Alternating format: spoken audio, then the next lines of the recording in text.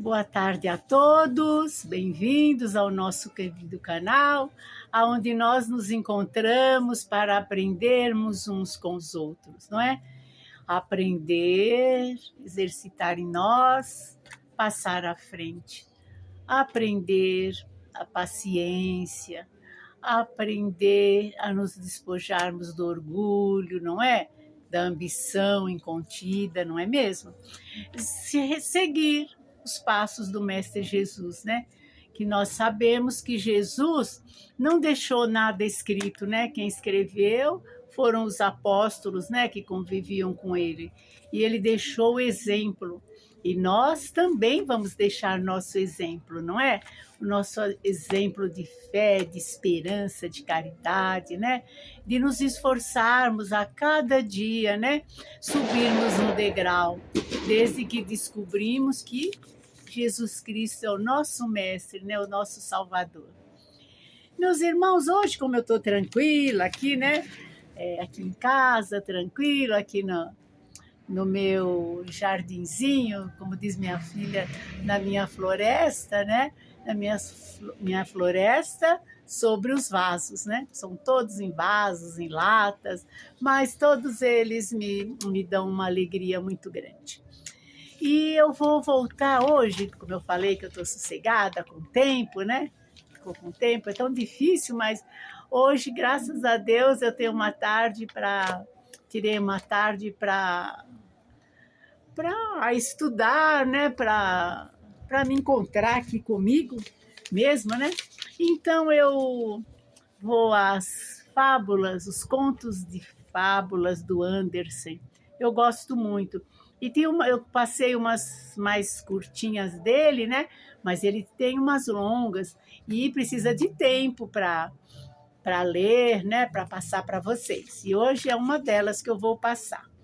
E o Andersen, né, além desses contos de fadas de Andersen, né, que eu tenho os 2 volumes, ele tem também uns livros famosos, entre eles Quando os espanhóis estiveram aqui, em 1865, e A Pequena Vendedora de Fósforos, em 1845, e vários outros, né? Eu digo esses porque são os mais divulgados, eu acredito, né? Porque tudo que ele fez, deixou, é muito bom. E recordando, né? O Hans Christian Andersen nasceu em 1805 na Dinamarca. Filho único de um casal de baixa renda, sempre fora apaixonado por teatro, tinha a ambição de se tornar ator e escrevia peças e poemas. Em 1835, publicou seu primeiro Contos de Fadas. Andersen é um dos escritores mais famosos de histórias infantis e a premiação mais importante de literatura infanto-juvenil foi batizada com seu nome. Faleceu em 1875, na Dinamarca mesmo, né? Só para vocês recordarem, eu já tinha passado essa biografia dele, né?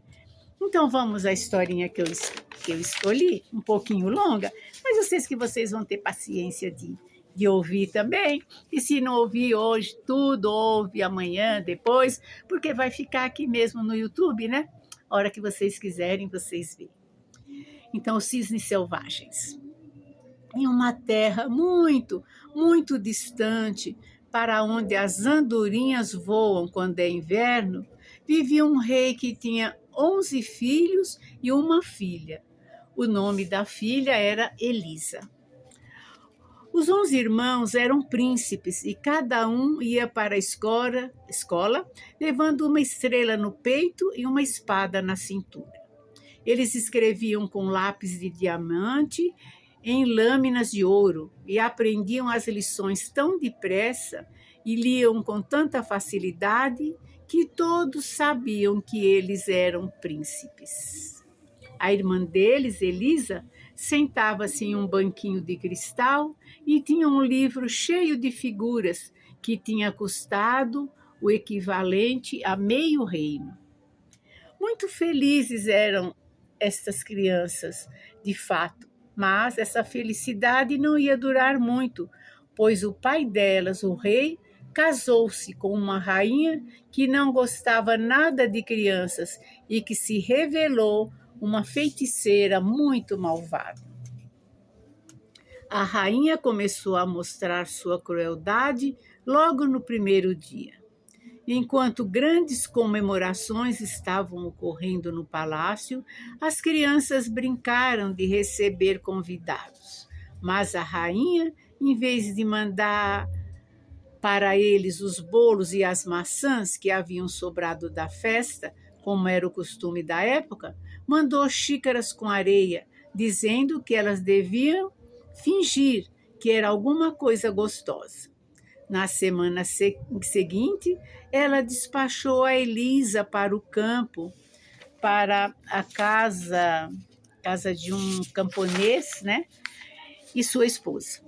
E depois contou ao rei tantas mentiras sobre os jovens príncipes que ele se desinteressou dos filhos. Saiam para o mundo, saiam para o mundo e cuidem de si mesmos, a rainha falou. Voem como se fossem grandes pássaros sem voz. Mas ela não conseguiu dificultar a vida deles tanto quanto gostaria, pois se transformaram em 11 lindos cisnes. Com um grasnado bem esquisito, eles saíram pelas janelas do palácio, sobrevoando o parque e rumando em seguida para a floresta que ficava além. Era bem cedinho quando passaram pela cabana do camponês, onde a irmã deles dormia em seu quarto. Eles pousaram no telhado, giraram os pescoços e bateram as asas, mas ninguém os viu nem ouviu. E por fim eles foram embora, subindo bem alto até as nuvens, e por cima do mundo voaram e voaram até chegarem a um bosque denso e escuro que se prolongava até a praia. A pobre Elisa estava sozinha no quarto do casal camponês, brincando com uma folha. Ela não tinha outros brinquedos. Elisa fez um furo na folha e, quando olhava para o sol através dele, parecia que conseguia ver os olhos claros dos irmãos, quando o calor do sol batia em suas bochechas. Aí ela pensava em todos os beijos que eles lhe tinham dado. Os dias eram todos iguais. Às vezes o vento soprava as folhas das roseiras e sussurrava: quem poderia ser mais linda do que vocês? As rosas balançavam a cabeça e respondiam: a Elisa é. E quando a velha camponesa se sentava à porta da cabana aos domingos, a fim de ler os lindos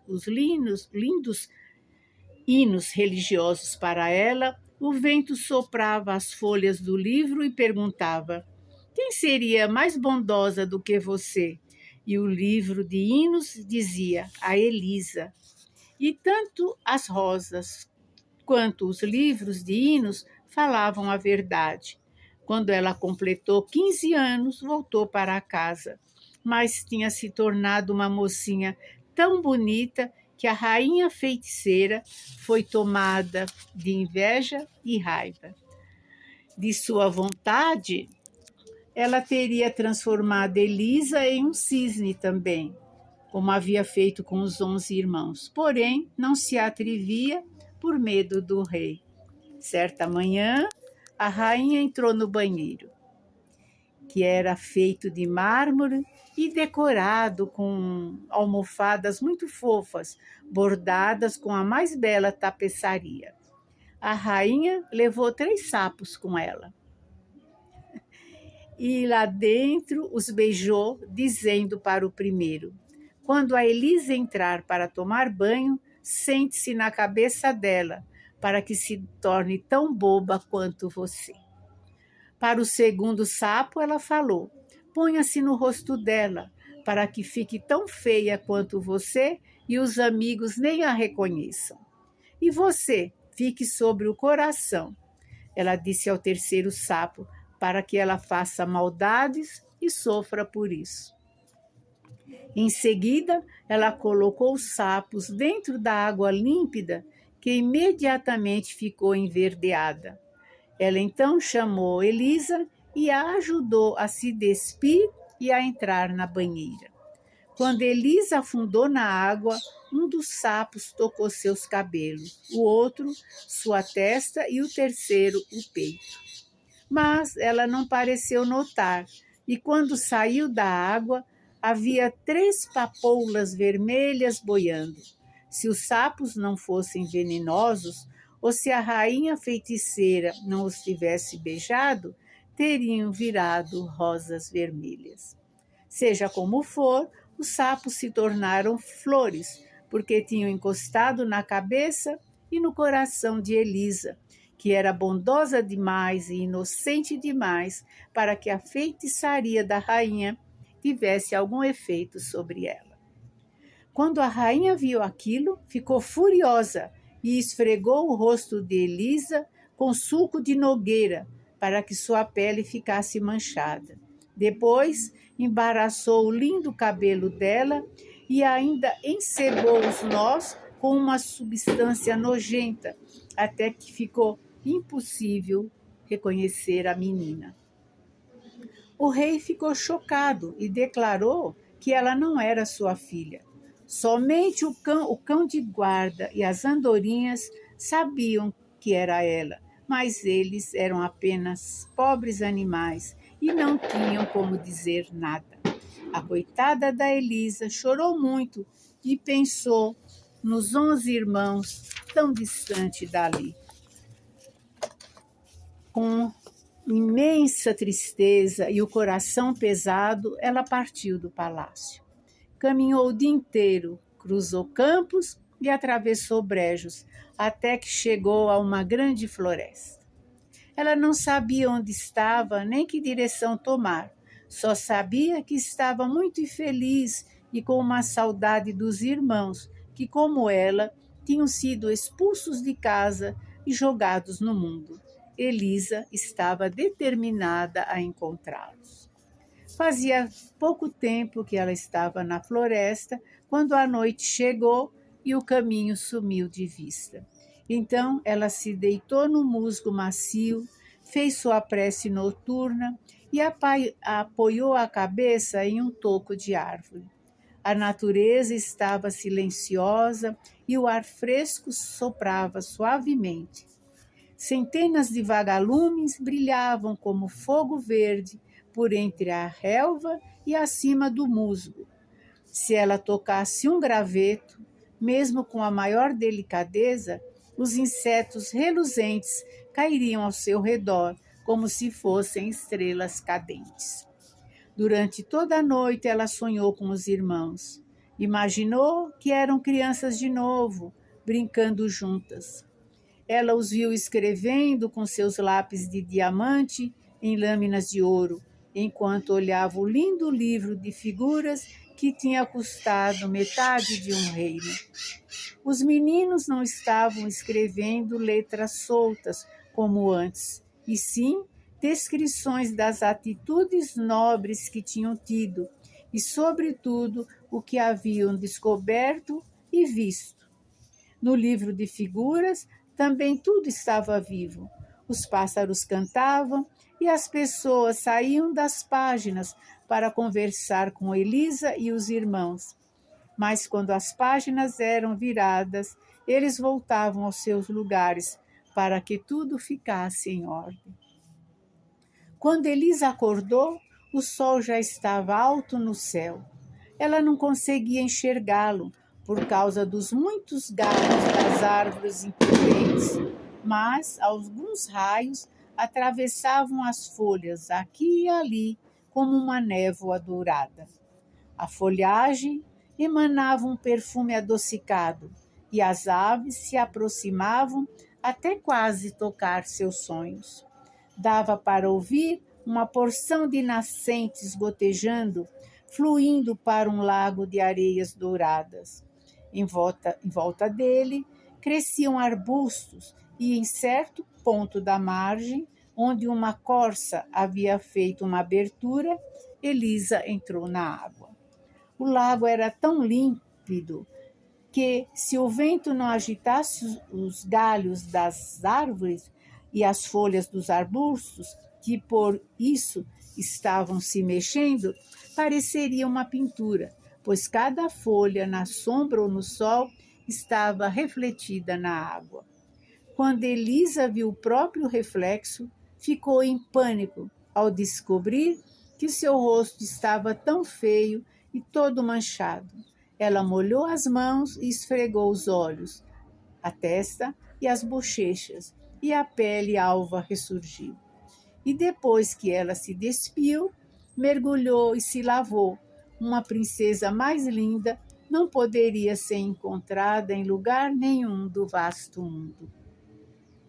Assim que ela estava vestida de novo e com o longo cabelo escovado, partiu para a nascente borbulhante e bebeu um pouco de água, fazendo uma concha com as mãos.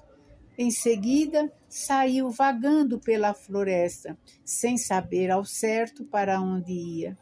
Pensava nos irmãos, no pai e na mãe, e tinha certeza de que Deus não abandonaria. É Deus quem faz crescer a maçã que brota nas florestas para satisfazer o apetite dos famintos.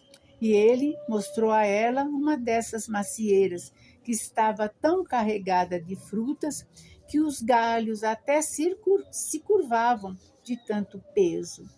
Ali ela fez sua refeição do meio-dia e, depois de fincar uma estaca de apoio ao galho, partiu rumo às profundezas sombrias da floresta. Estava tudo tão silencioso que ela ouvia os próprios passos, assim como o estalo de cada folha ressecada que ela esmagava com os pés. Não havia um passarinho à vista e nenhum raio de sol conseguia atravessar o denso emaranhado de galhos escuros. Os troncos altíssimos ficavam tão perto uns dos outros que, olhando em frente, Elisa tinha a impressão de estar cercada por treliças. Uma solidão como aquela jovem jamais havia conhecido. A noite foi muito escura, nem um só pirilampo brilhava no musgo. Em grande melancolia, Elisa se deitou para dormir. Após algum tempo, ela teve a impressão de que os galhos se abriam acima de sua cabeça e que olhos suaves de anjos a espreitavam lá do céu. Pela manhã, ela já não tinha muita certeza de ter vivido ou sonhado aquilo. Retomou a caminhada e, antes que tivesse se afastado muito, encontrou uma senhora que carregava amoras em um cesto e que deu a ela um punhado para comer. Elisa perguntou se a senhora, por acaso, tinha visto 11 príncipes passando pela floresta. Não, a senhora respondeu, mas ontem eu vi 11 cisnes com coroas de ouro nadando ali perto do rio.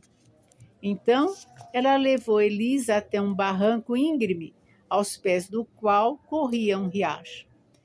Nas duas margens, as árvores esticavam os longos galhos folhosos por cima da água, até se tocarem. Onde os galhos eram muito curtos para se encontrarem, as raízes haviam se levantado um pouco do chão, para permitir que as folhas se entrelaçassem e formassem um arco por cima da água. Elisa agradeceu e se despediu da boa senhora. Continuou andando ao lado do rio até chegar à praia que dava para o mar aberto. E lá, também diante de seus olhos, estava o oceano glorioso. Mas não havia nenhuma vela na superfície, nem mesmo um barquinho. Como ela poderia prosseguir? Elisa notou que os incontáveis seixos haviam sido arredondados pela ação da água. Vidro, ferro, pedras, Tudo que estava reunido ali tinha sido moldado pela mesma força, até ficar suave como as mãos dela. A água vem e vai sem descanso, ela falou, até que o edifício fica suave e as pontas ficam arredondadas. Muito obrigada pela preciosa lição, ondas lindas e brilhantes. Meu coração me diz que um dia vocês me levarão até meus queridos irmãos. Sobre algas marinhas cobertas de espuma, Elisa encontrou 11 penas de cisne. Ela as recolheu e levou consigo. Havia respingos nelas, mas se eram gotas de orvalho ou de lágrimas, ninguém poderia dizer. A praia era deserta, mas não tinha consciência disso, porque o mar, em seu eterno movimento, mostrava mais mudanças em poucas horas do que o lago mais variado poderia produzir em um ano inteiro. Quando surgiu uma nuvem carregada de cor de chumbo, era como se o mar dissesse: eu também posso ficar escuro e bravo. Depois o vento soprava e as ondas ficavam brancas ao rolar para a praia. Quando parava de ventar, as nuvens ficavam incandescentes à luz do entardecer. O mar parecia uma pétala de rosas. Ele, de vez em quando, ficava verde e às vezes branco. Porém, mesmo quando o mar estava calmo, as ondas vinham incansavelmente até a areia, subindo e descendo, como o peito de uma criança adormecida. Quando o sol estava prestes a se pôr, Elisa viu 11 cisnes com coroas de ouro voando em direção à terra, um atrás do outro, formando uma longa faixa branca. Os cisnes pousaram bem perto dali, batendo as enormes asas. Assim que o sol se escondeu atrás do mar, as penas dos cisnes caíram e 11 belos príncipes, os irmãos de Elisa, estavam ao seu lado. Ela deu um grito, pois, embora eles tivessem mudado bastante, ela os reconheceu de imediato. Correu para os braços deles, chamando cada um pelo nome. Felicíssimos ficaram os príncipes ao rever sua irmãzinha. Eles também a reconheceram logo, apesar dela ter crescido muito e ficado ainda mais linda. Eles riram e choraram, e cada um comentou com todos os demais como haviam sido maltratados pela madrasta, a rainha feiticeira. Nós, os rapazes, o mais velho contou a ela, voamos como cisnes selvagens enquanto há sol. Porém, assim que ele se põe atrás das montanhas, recuperamos nossa forma humana. Por isso, precisamos sempre estar próximos a um lugar de repouso antes que anoiteça, pois se estivéssemos perto das nuvens, ao recuperar a forma humana, cairíamos no mar e afundaríamos. Nós não moramos aqui, ele continuou, e sim em uma terra tão bonita quanto, mas que fica muito distante do outro lado do oceano. O caminho é longo e não há nenhuma ilha onde possamos passar a noite. Só existe uma rocha que desponta do mar, e sobre ela mesmo, amontoados bem juntinhos, nós mal cabemos sem cair. Mesmo assim, agradecemos a Deus por aquela rocha, pois já passamos noites inteiras lá. Se não fosse por ela, jamais conseguiríamos alcançar nossa amada pátria, pois o voo de um lado ao outro do mar leva 2 dias. Nós temos permissão de visitar nossa casa uma vez por ano e podemos ficar lá durante 11 dias, prosseguiu o irmão mais velho. Sempre que chegamos, voamos por cima da floresta e vamos mais uma vez admirar o palácio onde nosso pai mora e nós nascemos, e ver a igreja sob a qual está enterrada nossa mãe. Até as árvores e os arbustos parecem ser nossos parentes. Os cavalos selvagens ainda correm pelas planícies como faziam na nossa infância. Os carvoeiros cantam as mesmas canções que nós, quando crianças. Quando crianças usávamos como acampamento para dançar.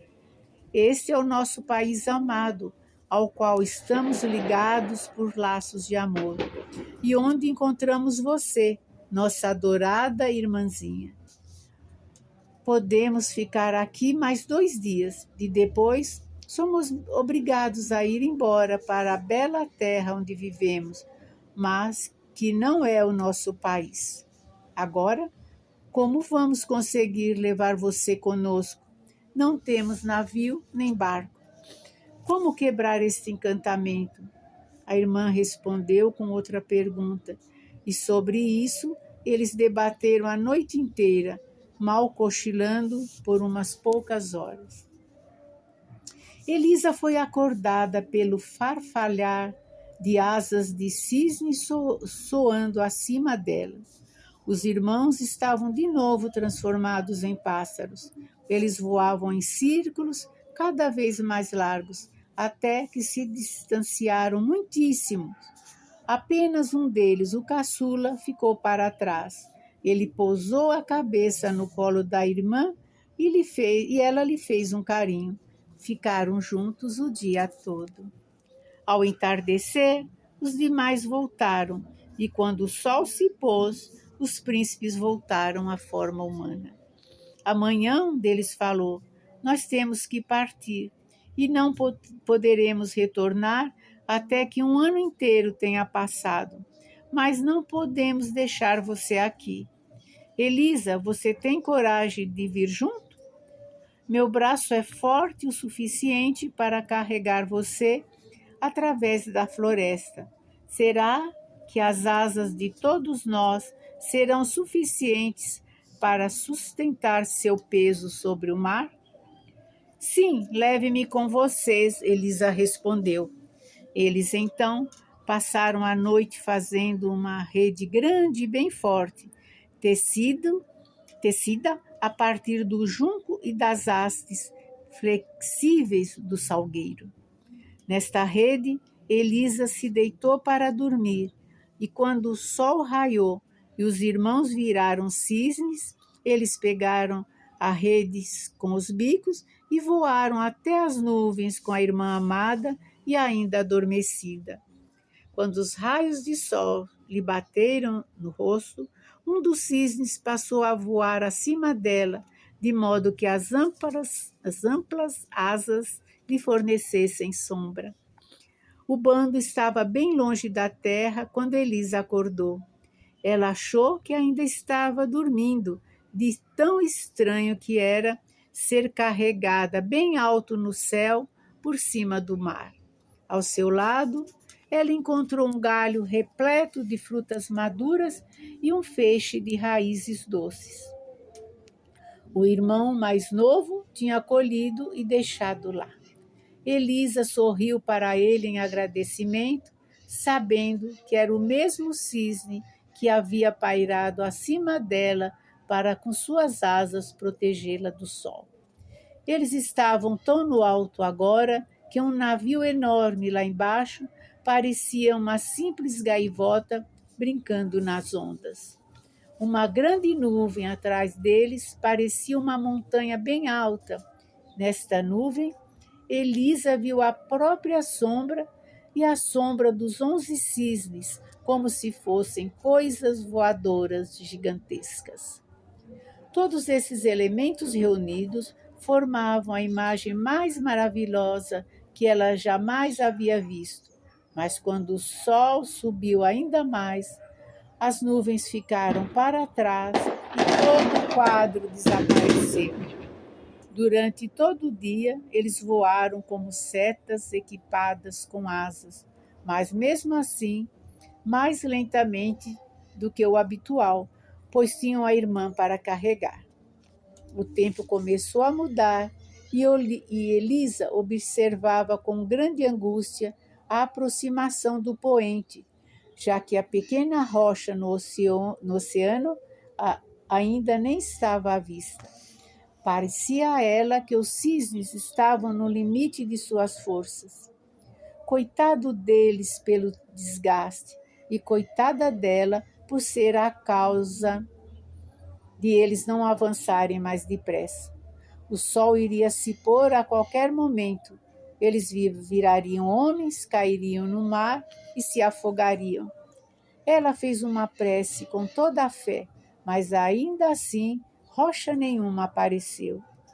Nuvens escuras se aproximavam, as rajadas de vento anunciavam uma tempestade a caminho, enquanto que uma grossa massa de nuvens, raios, piscavam o céu, produzindo um clarão após o outro. O sol tocou a borda do mar, e quando os cisnes baixaram, o coração de Elisa até falhou. Ela achou que estavam caindo, mas eles subiram de novo e continuaram em frente. Pouco depois, quando metade do sol já estava escondida pelas ondas, Elisa viu a rocha abaixo deles. Não parecia maior do que a cabeça de uma gaivota despontando na água. O sol desceu tão rápido que no momento em que os pés deles tocaram a rocha, ele brilhava apenas como uma estrela noturna e, por fim, desapareceu como uma brasa que morre em um pedaço de papel queimado. Os 11 irmãos fizeram um círculo ao redor de Elisa e entrelaçaram os braços. Não havia 1 centímetro de superfície a desperdiçar. O mar batia contra a rocha e os cobria de borrifos. O céu estava continuamente iluminado pelos clarões dos raios, enquanto trovões ribombavam nas nuvens. Mas os 12 se deram as mãos e entoaram hinos religiosos. No início da madrugada, tudo se acalmou e o ar ficou tranquilo e sereno. Quando o sol nasceu, os cisnes partiram da rocha, levando a irmã com eles. O mar ainda estava agitado. Da grande altura em que voavam, os cisnes enxergavam a espuma branca contra as ondas verdes, como se fossem outros milhões de cisnes nadando. Quando o sol subiu mais, Elisa viu diante de si, flutuando no ar, uma cadeia de montanhas com massas brilhantes de neves nos picos. No centro delas, erguia-se um castelo que aparentava ter 1 quilômetro de comprimento, com fileiras de colunas umas em cima das outras, enquanto no entorno palmeiras balançavam suavemente e cresciam flores enormes como rodas de moinho. Ela perguntou se aquela era a terra para onde eles estavam indo. Os cisnes balançaram a cabeça, levando Elisa a concluir que aqueles eram os lindos e mutantes palácios de nuvem da Fata Morgana, nos quais nenhum mortal pode entrar. Elisa estava ainda admirando a cena quando montanhas, florestas e castelos desapareceram. 20 igrejas das mais imponentes surgiram em seu lugar, com torres altas e pontudas e janelas ao estilo gótico. Ela teve a impressão de escutar a melodia do órgão, mas a música era o murmúrio do mar. Conforme se aproximavam das igrejas, elas também se modificaram e viraram uma frota de navios que parecia navegar abaixo dela. Então ela olhou de novo e só o que havia em cima das ondas era a bruma marinha. Uma cena foi se fundindo à seguinte, até que eles afinal chegaram à verdadeira terra a qual estavam ligados, com suas montanhas azuis, floresta de cedros e suas cidades e palácios. Muito antes do pôr do sol, Elisa estava sentada em uma pedra em frente a uma grande caverna, cujo solo era repleto de plantas verdes e delicadas, formando um carpete bordado. Agora, esperamos ouvir seu sonho desta noite, disse o irmão caçula, mostrando para a irmã o quarto aonde ela iria dormir. Que Deus me ajude a sonhar com um modo de libertar todos vocês, ela respondeu. Esse pensamento se agarrou firmemente à menina e ela rezou com toda a força, pedindo a ajuda de Deus e continuou rezando até durante o sono. Foi quando lhe pareceu estar voando muito alto no céu, em direção ao palácio de nuvens da Fata Morgana, e que uma fada vinha a seu encontro, linda e radiante, mas mesmo assim muito parecida com a senhora que na floresta havia contado sobre os cisnes com coroas de ouro. Seus irmãos podem ser libertados da feitiçaria, ela falou. Basta que você demonstre coragem e perseverança. A água é mais suave do que as suas delicadas mãozinhas, e mesmo assim ela é capaz de moldar e dar polimento a pedras. Mas a água não sente dor, como seus dedos sentem. A água não tem alma e não sofre as agonias e os tormentos que você terá de suportar. Está vendo essa urtiga que trago nas mãos, cheia de pelos que queimam? Uma grande quantidade do mesmo tipo cresce ao redor da caverna, onde você está dormindo. Mas só elas e as que crescem nos pátios das igrejas poderão ser úteis a você.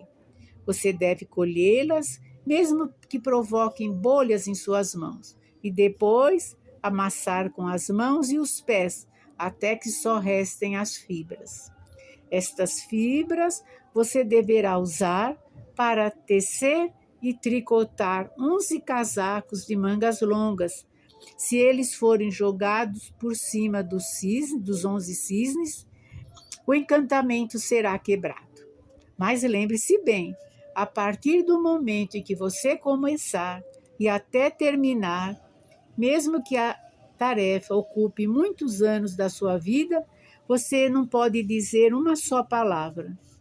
A primeira palavra que você disser irá perfurar o coração de seus irmãos como uma adaga mortífera. A vida deles depende da sua língua. Lembre-se do que estou lhe dizendo. Assim que acabou de falar, ela tocou a mão de Elisa bem de leve com a urtiga, e a dor da queimadura despertou a menina. Já era dia feito, e perto de Elisa estava uma urtiga como a que ela havia visto no sonho. Ela caiu de joelhos e agradeceu a Deus, e depois saiu da caverna para começar o árduo trabalho com suas delicadas mãos. Ela tateou no meio dos arbustos que queimavam a pele e provocavam grandes bolhas nas mãos e braços dela, mas estava determinada a suportar a dor com alegria e com isso pudesse libertar os irmãos. Elisa amassou a urtiga com os pés descalços e teceu as fibras. Ao pôr do sol, os irmãos voltaram e ficaram bastante assustados por ela não falar. Eles acreditaram que ela estava sob o efeito de alguma magia, porém, quando olharam para as mãos da irmã, compreenderam o que ela estava fazendo em benefício deles. O caçula chorou, e onde suas lágrimas caíram, a dor cessou e as bolhas de queimaduras sumiram. Elisa trabalhou a noite toda, incapaz de qualquer repouso, enquanto não libertasse os irmãos.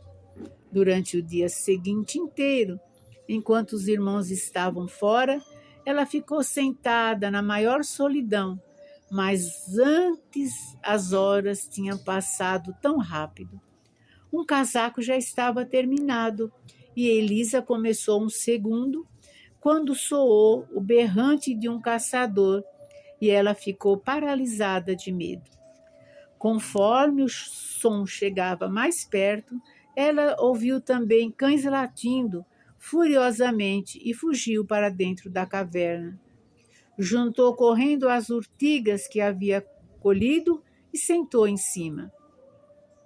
Em um instante, saltou da ravina e pulou na direção dela um cachorro enorme, depois outro e mais outro.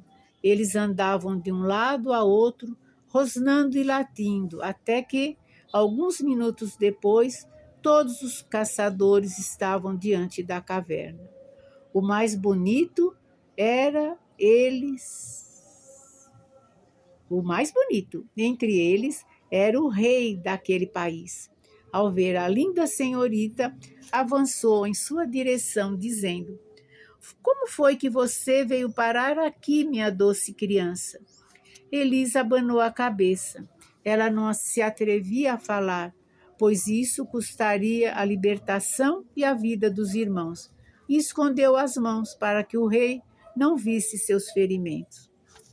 "Venha comigo", disse ele. "Aqui você não pode ficar. Se for tão bondosa quanto é bonita, vou vesti-la de cedo e veludo, porei uma coroa de ouro em sua cabeça e você irá governar meu maior castelo e dele fazer sua casa." Então ele a suspendeu até a garupa do cavalo. Elisa chorou e torceu as mãos, mas o rei disse: "Eu só quero o seu bem. Um dia você vai me agradecer por isso." Ele galopou pelas montanhas, segurando-a à sua frente no cavalo, e os demais caçadores seguiram. Quando o sol se pôs, eles entraram em uma cidade nobre, agradável, com igrejas e domos. Chegando ao castelo, o rei a conduziu por salões de mármore, onde grandes fontes jorravam e todas as paredes e tetos eram cobertos de belíssimas pinturas. Mas Elisa não tinha olhos para todas aquelas visões gloriosas, só conseguia lamentar e chorar. Com toda a paciência, ela permitiu que as mulheres a arrumassem em trajes reais, que decorassem seus cabelos com pérolas e cobrissem com luvas macias seus dedos repletos de bolhas. Assim, vestida com aquelas roupas finíssimas, ela ficou tão deslumbrante que a corte toda lhe fez uma profunda mesura.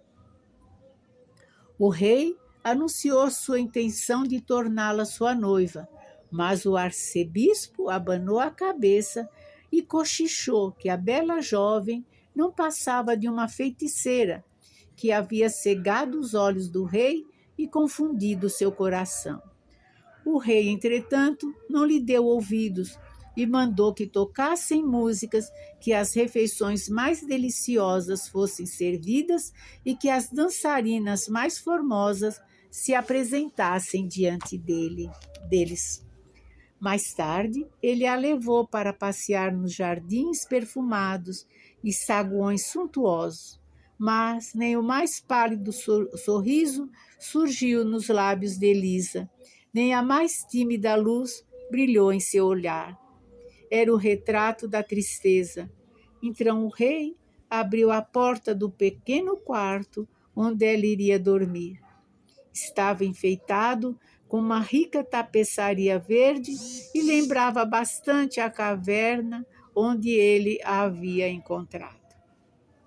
No chão estavam as fibras que ela havia obtido das urtigas e do teto pendia o primeiro casaco que tinha tricotado. Esses itens foram trazidos da caverna por um dos caçadores como curiosidades. Aqui você pode sonhar que está de volta ao seu antigo lar na caverna, o rei falou. E aqui está o trabalho ao qual você está se dedicando. Você vai achar divertido agora, no meio de todo esse esplendor, recordar aquela época. Quando Elisa viu todas aquelas coisas a seu alcance, um sorriso brotou em seus lábios e o rubor coloriu sua face. Pensar nos irmãos e na libertação deles deu a ela tamanha alegria que beijou a mão do rei. Ele então a puxou para perto de si e a pressionou contra o corpo. Não demorou nada e as alegres badaladas dos sinos das igrejas estavam anunciando a festa de casamento. A bela e muda menina da floresta seria feita rainha do país. Uma única palavra bastaria para pôr fim à vida dos irmãos, mas ela amava o rei, o gentil e lindo rei, que fazia de tudo para torná-la feliz, mais e mais a cada dia.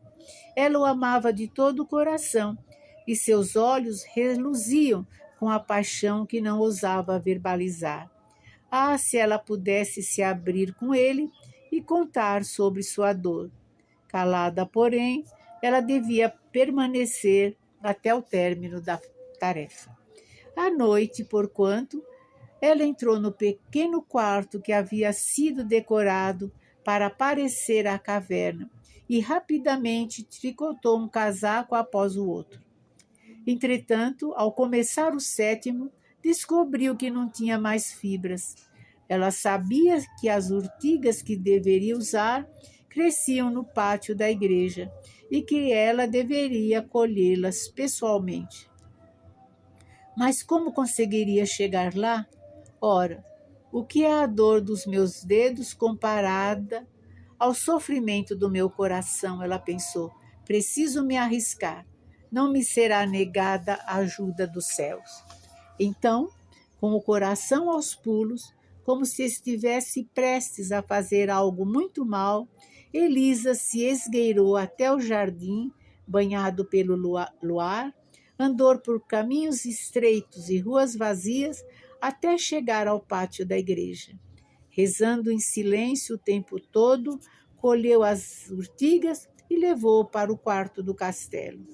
Uma única pessoa a tinha visto, e era justamente o arcebispo.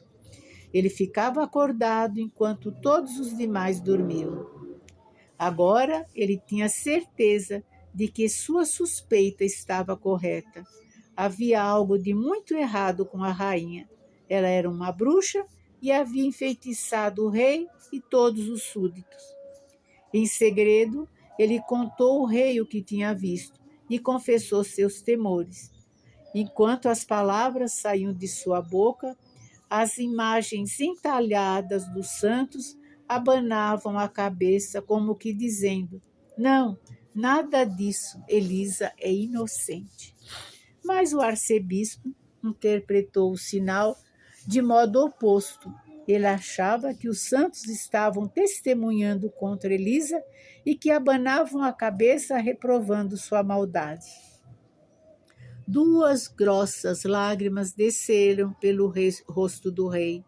Ele voltou para casa com muitas dúvidas no coração e à noite fingiu dormir.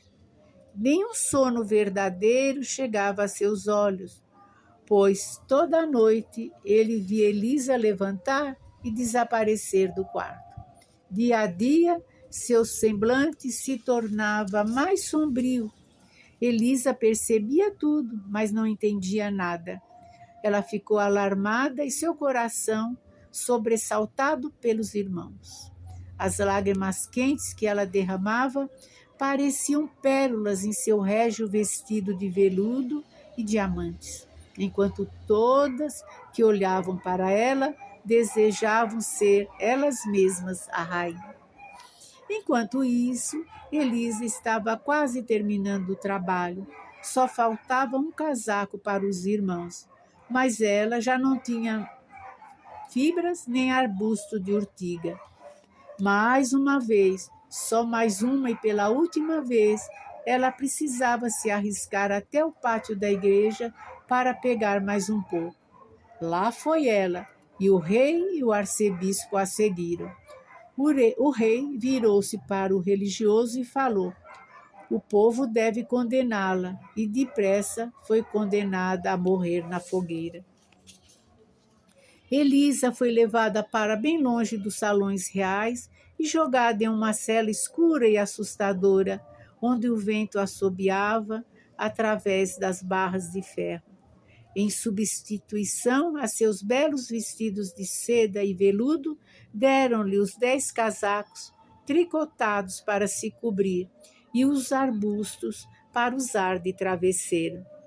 Nada que alguém pudesse ter-lhe dado poderia tê-la feito mais feliz. Ela continuou o trabalho com alegria e rezou pedindo ajuda, enquanto lá embaixo os meninos cantavam músicas de zombaria e ninguém apareceu para oferecer uma palavra de consolo. Perto do fim do dia, ela ouviu o ruído característico do bater das asas de um cisne. Era seu irmão caçula. Ele havia encontrado a irmã e ela soluçou de alegria, apesar de saber que aquela era provavelmente sua última noite com vida. Ainda assim, ela mantinha alguma esperança, pois a tarefa estava quase terminada e seus irmãos tinham vindo. Então o arcebispo chegou, conforme tinha prometido ao rei, para estar com Elisa durante as últimas horas da vida dela. Ela agitou a cabeça e suplicou, por olhares e gestos, que não fosse, pois ela sabia que precisava terminar os casacos naquela noite.